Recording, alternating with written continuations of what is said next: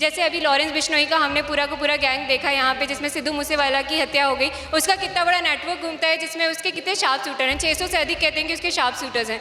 तो क्या जो वहाँ से प्रशिक्षण लेके आ जाएंगे 20,000 की 12 लाख रुपए लेकर के, वो गैंगस्टरिज्म में नहीं जाएंगे? तो इसको समझने की जरूरत है कि एजेंडा क्या है मिलिटराइज करने के पीछे का। बीजेपी का एजेंडा इसमें साफ है कि वो बजरंग दल में जाएंगे, वो क्षत्रिय सेनाओं में जाएंगे। सीए एनआरसी का बिल उनको रद्द करना पड़ा, किसान कानून उनको वापस लेने पड़े, बैंक को प्राइवेटाइज वो नहीं कर पाए सारे के सारे हड़तालों के बाद। अग्निपथ के बाद उनके पास इसकी ताकत बहुत ज़्यादा आ जाएगी कि ऐसी कोई भी आंदोलन की आवाज़ उठती है वो इस मिलिटराइज यूथ के दम पे एक अपने सिविल युद्ध जो है देश में करा करके उस एक तरफ नक्सलियों के खिलाफ आपने उसी गांव में से लोगों को प्रशिक्षित करके तैयार करके खड़ा कर दिया। 10 साल में छत्तीसगढ़ उससे और बर्बाद हुआ और नक्सलिज्म काफ़ी बड़ा ही। मुझे लगता है कि पूरे देश के स्तर पे ये उसी तरीके का सलवा जुड़ूम है और उससे देश का हालत भी वैसी होगी जैसे आज छत्तीसगढ़ की है। ਕਿਹਾ ਜਾ ਰਿਹਾ ਸਰਕਾਰ ਵੱਲੋਂ ਕਿ ਕੁਝ ਕੁ ਲੋਕ ਨੇ ਜਿਹੜੇ ਵਿਰੋਧ ਕਰਦੇ ਨੇ, ਪਲਾਂਟਡ ਵਿਰੋਧ ਵਿਰੋਧੀਆਂ ਵੱਲੋਂ ਕਰਵਾਇਆ ਜਾ ਰਿਹਾ। जो सारे असली किसान हैं, जो सारी असली यूथ है, जो सारे असली बैंक एम्प्लॉय हैं, वो सब सिर्फ बीजेपी में ही है। ਹਾਲਾਂਕਿ ਇਹ ਦਿਖਾਇਆ ਜਾ ਰਿਹਾ ਸੀ ਕਿ ਜਾਂ ਤਾਂ ਪਿੰਡਾਂ 'ਚ ਹੋ ਰਿਹਾ ਜਾਂ ਛੋਟੇ ਸ਼ਹਿਰਾਂ ਦੇ ਵਿੱਚ ਹੋ ਰਿਹਾ, ਮਤਲਬ ਪੜ੍ਹੇ ਲਿਖੇ ਲੋਕ ਵੀ ਵੱਡੇ ਸ਼ਹਿਰਾਂ ਦੇ ਵੀ ਹੁਣ ਪ੍ਰੋਟੈਸਟ ਦੇ ਵਿੱਚ ਸ਼ਾਮਲ ਹੋ ਰਹੇ ਨੇ। यहाँ के भी लोगों को चिंता इस बात की तो है कि हमारी आंतरिक सुरक्षा का क्या होगा, हमारी देश की सुरक्षा का क्या होगा, हमारे सियालकोट का क्या होगा, चाइना को क्या होगा, वहाँ पे जो खड़े होने वाले लोग हैं वो क्या एक्सपीरियंस होंगे या ये 20-20 साल के लड़के जो 4 साल के लिए बस नौकरी करने जा रहे हैं। ये सेना के लिए जलालत है, उनकी बेइज्जती है जो ये अग्निपथ स्कीम है। और सेना को लेकर के इनकी सोच क्या है वो तो इसी से पता चलता है जब वो कह देते हैं कि बीजेपी कार्यालय में वो इनको चौकीदार लगाएंगे। क्या ये बीसीसीआई का सेक्रेटरी लगाएंगे अग्निवीर को बनने के बाद? नहीं, वहाँ पे तो वो जय शाह को लगाएंगे ना। और क्या जय शाह को ही अग्निवीर बनाएंगे? नहीं, जय शाह को वो अग्निवीर नहीं बनाएंगे, वो बीसीसीआई का सेक्रेटरी ही रखेंगे। ਕੇਂਦਰ ਸਰਕਾਰ ਵੱਲੋਂ ਲਿਆਂਦੀ ਸਕੀਮ ਅਗਨੀਪਥ ਦੇ ਵਿਰੋਧ ਦੇ ਵਿੱਚ ਪੂਰੇ ਦੇਸ਼ ਦੇ ਵਿੱਚ ਉਸ ਦਾ ਵਿਰੋਧ ਹੋ ਰਿਹਾ ਤੇ ਅੱਜ ਚੰਡੀਗੜ੍ਹ ਦੇ ਵਿੱਚ ਵੀ ਉਸ ਦਾ ਜੰਮ ਕੇ ਵਿਰੋਧ ਹੋਇਆ ਤੇ ਚੰਡੀਗੜ੍ਹ ਤੋਂ ਵਿਰੋਧ ਦੇ ਵਿੱਚ ਪਹੁੰਚੇ ਨੇ ਸੌਮਿਆ ਸਾਡੇ ਨਾਲ ਬਾਤ ਗੱਲਬਾਤ। ਸਤਿ ਸ਼੍ਰੀ ਅਕਾਲ ਸੌਮਿਆ। सत श्रीकाल। ਸੌਮਿਆ, ਤੁਸੀਂ ਕਿਉਂ ਵਿਰੋਧ ਦੇ ਵਿੱਚ ਪਹੁੰਚੇ ਹੋ? ਤੁਸੀਂ ਕੀ ਸਮਝਦੇ ਹੋ ਕਿ ਅਗਨੀਪਥ ਕੀ ਆ? अग्निपथ योजना इनके हिसाब से तो एक रिक्रूटमेंट स्कीम है, पर ये कोई रिक्रूटमेंट स्कीम नहीं है, ये रिटायरमेंट स्कैम है। तो एक तरीके से अग्निपथ स्कीम एक ऐसी स्कीम है जिसके द्वारा जो रिटायरमेंट में जितनी भी बेनिफिट पेंशन किसी भी सैनिक को मिलनी थी वो सारा हटा करके रिटायरमेंट स्कैम करके एक रिक्रूटमेंट स्कीम के नाम पे दे रहे हैं। और ये सेना के लिए जलालत है, उनकी बेइज्जती है जो ये अग्निपथ स्कीम है। और यही समझती हूँ मैं अग्निपथ स्कीम को लेकर।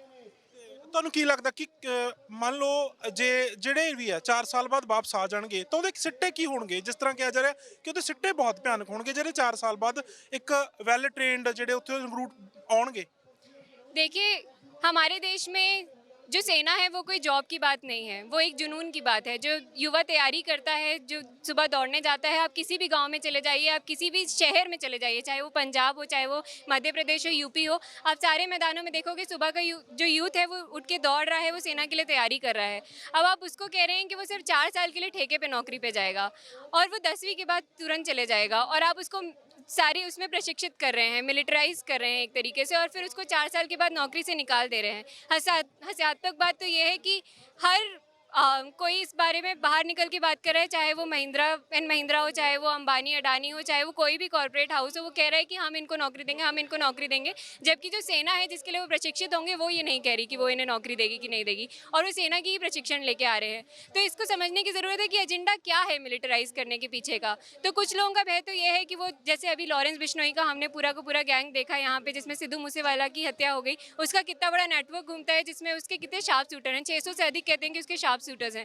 तो क्या जो वहाँ से प्रशिक्षण लेके आ जाएंगे 20,000 की 12 लाख रुपए लेकर के, वो गैंगस्टरिज्म में नहीं जाएंगे? मुझे लगता है गैंगस्टरिज्म में जाएंगे नहीं जाएंगे वो तो अलग बात है। बीजेपी का इसमें एजेंडा क्या हो सकता है? बीजेपी का एजेंडा इसमें साफ है कि वो बजरंग दल में जाएंगे, वो क्षत्रिय सेनाओं में जाएंगे, और फिर उसके बाद मुस्लिमों के खिलाफ जो इनकी एपार्थाइड की राजनीति है, जो इनकी बुलडोजर की राजनीति है, वो ये सैन्य बल के सिवाय जो यूथ है, जो मिलिटराइज यूथ है, उसके दम पर, उसके बल पर वो और ज़्यादा अच्छे तरीके से कर पाएंगे, और जो अभी तक वो नहीं कर पा रहे थे, जैसे कि सीए एनआरसी का बिल उनको रद्द करना पड़ा, किसान कानून उनको वापस लेने पड़े, बैंक को प्राइवेटाइज वो नहीं कर पाए सारे के सारे हड़तालों के बाद। अग्निपथ के बाद उनके पास इसकी ताकत बहुत ज़्यादा आ जाएगी कि ऐसी कोई भी आंदोलन की आवाज़ उठती है वो इस मिलिटराइज यूथ के दम पे एक अपने सिविल युद्ध जो है देश में करा करके उसको मतलब फिर उस तरीके से मिलिटराइज यूथ करा करके। आपने सुलवा जुडूम की बात सुनी है? छत्तीसगढ़ में जो सलवा जुडूम हुआ था, उसमें क्या हुआ था कि एक तरफ नक्सलियों के खिलाफ आपने उसी गांव में से लोगों को प्रशिक्षित करके तैयार करके खड़ा कर दिया। 10 साल में छत्तीसगढ़ उससे और बर्बाद हुआ और नक्सलिज्म काफी बड़ा ही। मुझे लगता है कि पूरे देश के स्तर पे ये उसी तरीके का सलवा जुडूम है और उससे देश का हालत भी वैसी होगी जैसे आज छत्तीसगढ़ की है। ਪਰ ਦੂਜੇ ਪਾਸੇ ਸਰਕਾਰ ਦਾ ਤਰਕ ਕਿਹਾ ਕਿ ਇਹਦੇ ਵਿੱਚ ਇਹ ਭਰਤੀ ਵਾਲਾ ਕੋਈ ਮਸਲਾ ਨਹੀਂ ਹੈ, ਜਿੰਨਿਆਂ ਨੇ ਭਰਤੀ ਹੋਣਾ ਉਹ ਭਰਤੀ ਹੋਣਗੇ, ਭਰਤੀ ਪਹਿਲਾਂ ਦੀ ਤਰ੍ਹਾਂ ਹੋਏਗੀ, ਪਰ ਜਿਹੜੇ ਅਸੀਂ ਇਹ ਭਰਤੀ ਕਰਾਂਗੇ ਇਹ ਵਾਧੂ ਹੋਣਗੇ, ਮਤਲਬ ਹੋਰ ਐਕਸਟਰਾ ਹੋਣਗੇ ਜਿਨ੍ਹਾਂ ਨੂੰ ਨੌਕਰੀ ਵੀ ਮਿਲੂਗੀ ਤੇ ਬਾਹਰ ਆ ਕੇ ਆਪਣਾ ਹੋਰ ਨੌਕਰੀ ਕਰ ਸਕਣਗੇ ਤੇ ਉਹਨਾਂ ਲਈ ਨੌਕਰੀ ਮੁਹੱਈਆ ਕਰਵਾਈ ਜਾਏਗੀ।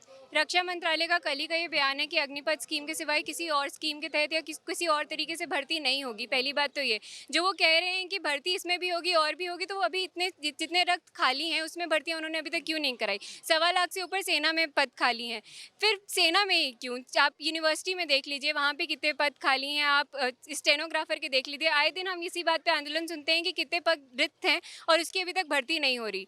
तो जहाँ पे अभी तक भर्ती नहीं हो रही वहाँ पे तो वो भर्ती निकाल नहीं रहे हैं, कह रहे हैं स्कीम के बाद और भर्तियाँ और होंगी। तो ये तो एकदम जुमले की बात है। अगर इनका कोई भी प्रतिबद्धता होती भर्तियाँ पूरी करवाने के ऊपर, तो जो भर्तियाँ अभी तक खाली थी वो पूरी होती। अच्छा, सेना में तो ये है कि बहुत सारे विद्यार्थी हैं जो अपने सारे के सारे एग्जाम क्वालिफाई करके बैठे हुए हैं, जिनको बस एम्प्लॉयमेंट ऑफर लेटर नहीं आया है, जिनको अभी तक बस नियुक्त नहीं किया गया है, उनको भी साफ कह दिया गया है। जो 2-2 साल तक नियुक्ति का इंतजार कर रहे थे उनको भी साफ कह दिया गया है कि अब इससे नियुक्ति नहीं होगी, अग्निपथ के द्वारा होगी। तो ये उनके साथ तो सरासर साफ धोखा है, जिनके जो बस नियुक्ति के इंतजार में बैठे थे।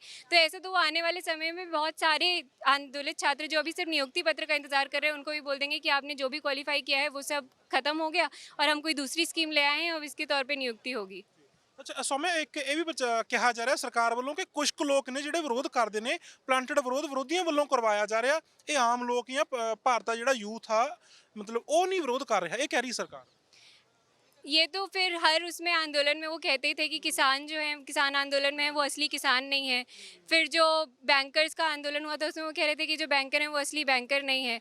फिर उसके सिवाय इससे पहले जो आंदोलन इसका हुआ था CANRC का, उसमें भी वो कह रहे थे कि ये जो मुस्लिम है देश के वो नहीं है, बल्कि जो आतंकवादी हैं वो हैं ये जो आंदोलन कर रहे हैं। तो मुझे ये बताइए कि जो सारे असली किसान हैं, जो सारी असली यूथ है, जो सारे असली बैंक एम्प्लॉय हैं, वो सब सिर्फ BJP में ही है। बाकी सारे देश के लोगों को वो समझते क्या हैं? युवाओं को वो इतना गधा, इतना नलायक समझते हैं कि कोई भी आकर के भड़का देगा और युवा इसमें भड़क जाएगा। तो इससे समझ में आता है कि वो इस देश के नागरिक को क्या समझते हैं कि किसी के भी भड़काने में वो भड़क जाएगा।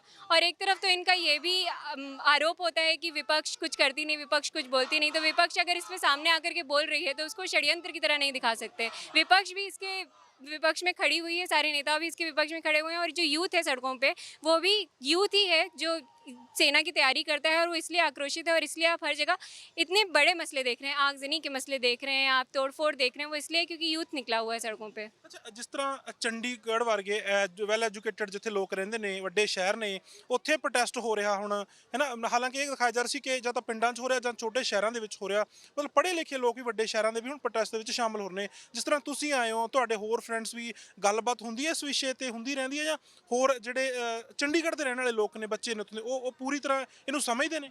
ये बात तो साफ है कि इससे सीधे सीधे तौर पर जो सबसे ज़्यादा पीड़ित है वो मजदूरों के बच्चे हैं, क्योंकि सेना में उस रैंक पे भर्ती होने कौन जाता है? वहीं सिपाही भर्ती में रैंक भर्ती होने जाते ही गांव के लोग हैं, गांव के बच्चे हैं जो 10वीं के बाद अपना घर भी चलाते हैं, दिहाड़ी भी करते हैं, सेना में भी दौड़ते हैं और फिर भर्ती भी लेते हैं। ये बात साफ है कि चंडीगढ़ में उस तरीके का डेमोग्राफी नहीं है कि वो फर्स्ट हैंड इसको एक्सपीरियंस कर पाए और फर्स्ट हैंड इसको समझ पाए। पर यहाँ के भी लोगों को चिंता इस बात की तो है कि हमारी आंतरिक सुरक्षा का क्या होगा, हमारी देश की सुरक्षा का क्या होगा। 4 साल में ये जो सैनिक भर्ती निकल के बाहर आ जाएंगे, वो अगर अंबानियों के लिए बन रहे हैं, आनंद महिंद्रा के लिए बन रहे हैं, तो फिर हमारे सियालकोट का क्या होगा, चाइना को क्या होगा? वहाँ पे जो खड़े होने वाले लोग हैं वो क्या एक्सपीरियंस होंगे, या ये 20-20 साल के लड़के जो 4 साल के लिए बस नौकरी करने जा रहे हैं? ਦੂਜਾ ਵੀ ਆ ਨਾ, ਇੱਕ ਪਾਸੇ ਪੰਗੇ ਤੁਹਾਡੇ ਵੱਡੇ ਵੱਡੇ ਨੇ, ਚਾਈਨਾ ਦੇ ਨਾਲ ਨੇ, ਪਾਕਿਸਤਾਨ ਦੇ ਨਾਲ ਨੇ, ਤੇ ਤੁਸੀਂ ਭਰਤੀ ਉਹ ਕਰੋਗੇ ਜਿਹਨੇ ਸਿਰਫ 4-4 ਸਾਲ ਲੈਣਾ, 4 ਸਾਲ ਬਾਅਦ ਹਰ ਸਾਲ ਨਵੇਂ ਹੋਣਗੇ। हाँ जी, तो ये इसी साफ से पता चलता है कि, और ऊपर से सेना को लेकर के इनकी सोच क्या है वो तो इसी से पता चलता है जब वो कह देते हैं कि BJP कार्यालय में वो इनको चौकीदार लगाएंगे। तो वो सेना को तो अग्निवीर जैसा नाम देंगे, चिंगारी वीर, अग्निवीर, ये सब नाम दे करके तो वो पहले ही उसको वो कर रहे हैं। मतलब कौन इंसान होगा जो फिर अपना भर्ती होने पर भी घर परिवार में बता पाएगा कि उसकी नौकरी लगी है अगर वो ਨਾਲ ਹੀ अग्निवीर। ਉਹੀ ਯੂਥ ਜਿਹੜੇ ਵਿਰੋਧ ਕਰ ਰਹੇ ਨੇ ਨੌਜਵਾਨ ਉਹ ਮੰਗ ਕਰ ਰਹੇ ਨੇ ਕਿ ਠੀਕ ਹੈ ਤੁਸੀਂ ਵੀ ਸੰਸਦ ਦੇ ਵਿੱਚ 5 ਸਾਲ ਲਈ ਚੁਣ ਕੇ ਜਾਓ 5 ਸਾਲ ਬਾਅਦ ਆ ਜਾਓ ਤੁਹਾਨੂੰ ਵੀ ਸੰਸਦ ਵੀਰ ਅਸੀਂ ਕਹਿ ਦਾਂਗੇ। 70 करोड़ तो हर महीने सिर्फ इनकी पेंशनों पे जाती है एमएलए और एमपी की, और सिर्फ आप एक दिन के लिए एमपी बने हो, एक दिन के एमएलए के लिए बने हो, उसके बाद भी आप जीवन भर पेंशन उठाते हो। अगर आप एमएलए के बाद एमपी बने हो तो आप एमएलए की पेंशन अलग, एमपी की पेंशन अलग उठाते हो। तो नेता जो है वो एक तरफ अपने लिए तो सारी सुख सुविधाएं लेकर के चल रहे हैं, और भाजपा के तो खास करके, और भाजपा में तो फिर आप किसी भी रैंक पे चले जाओ, उनके एक पूर्णकालिक को भी वो सेना की भर्ती से तो काफ़ी ज़्यादा पैसे देते हैं। और आप जानते हैं कि उनके पास किस तरीके से अंधाधुंध पैसा और किस तरीके से कैपिटलिज्म पे हम जा चुके हैं कि सारा का सारा जो पैसा है वो एक पार्टी के पास एकत्रित है, और जो दूसरी सबसे बड़ी पार्टी है कांग्रेस, उसके पास भी इस समय पैसा नहीं है। तो ये बात तो साफ है कि जो अभ्यर्थी हैं वो जो इस बात पे रोष दिखा रहे हैं कि एमएलए की वो फंड जानी चाहिए, पेंशन जानी चाहिए, वो एकदम सही तर्क है अपने आप में कि ये अपने मतलब सबसे पहले तो क्या ये बीसीसीआई का सेक्रेटरी लगाएंगे अग्निवीर को बनने के बाद? नहीं, वहाँ पे तो वो जय शाह को लगाएंगे ना। और क्या जय शाह को ही अग्निवीर बनाएंगे? नहीं, जय शाह को वो अग्निवीर नहीं बनाएंगे, वो बीसीसीआई का सेक्रेटरी ही रखेंगे। तो ये इनका दो मुहापन तो है इसमें साफ, और वो साफ दिख भी रहा है। ਸ਼ੁਕਰੀਆ ਸੌਮਿਆ ਗੱਲਬਾਤ ਕਰਨ ਦੇ ਲਈ। ਤੋ ਇਹ ਸਨ ਸੌਮਿਆ ਚੰਡੀਗੜ੍ਹ ਤੋਂ ਨੇ ਤੇ ਜੋ ਕਹਿ ਰਹੇ ਸੀ ਕਿ ਹੁਣ ਚੰਡੀਗੜ੍ਹ ਵਰਗੇ ਵੱਡੇ ਸ਼ਹਿਰਾਂ ਦੇ ਵਿੱਚ ਇੱਥੇ ਐਜੂਕੇਟਡ ਲੋਕ ਨੇ ਪੜ੍ਹੇ ਲਿਖੇ ਲੋਕ ਨੇ ਉਹਨਾਂ ਨੂੰ ਵੀ ਸਰਕਾਰ ਦੀ ਅਗਨੀਪਥ ਸਕੀਮਾਂ ਜਿਹੜੀ ਸਮਝ ਆਈ ਹੈ ਤੇ ਹੁਣ ਪੜ੍ਹੇ ਲਿਖੇ ਸ਼ਹਿਰਾਂ ਦੇ ਬੱਚੇ ਨੇ ਜਿਹੜੇ ਉਹ ਵੀ ਇਸ ਦਾ ਵਿਰੋਧ ਕਰ ਰਹੇ ਨੇ। ਆਪਣੇ ਸਹਿਯੋਗੀ ਰਵੀ ਸ਼ੰਕਰ ਦੇ ਨਾਲ ਮੈਂ ਗਗਨਦੀਪ ਰਟੌਲ ਅੱਖਰ ਦੇ ਲਈ।